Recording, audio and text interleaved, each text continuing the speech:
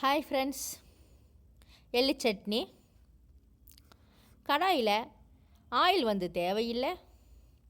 எள்ளை பொன்னிறமாக வறுத்துக்குங்க.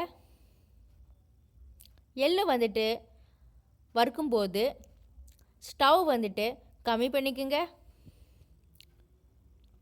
அதே மாதிரி தேங்காயும் வறுத்துக்குங்க. தேங்காய் எள்ளு நல்லா ஆறட்டுங்க.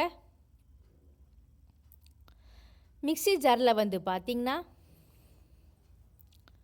ஒரு பெரிய வெங்காயம் கட் பண்ணி போட்டுக்குங்க.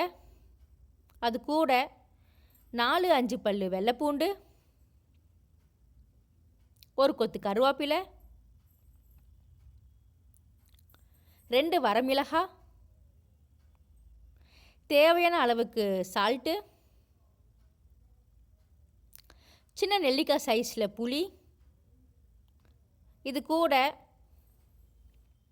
வறுத்த எள்ளு, வறுத்த தேங்காய் மிக்ஸ் பண்ணிக்கோங்க. இதை அரைச்சிக்கலாம்.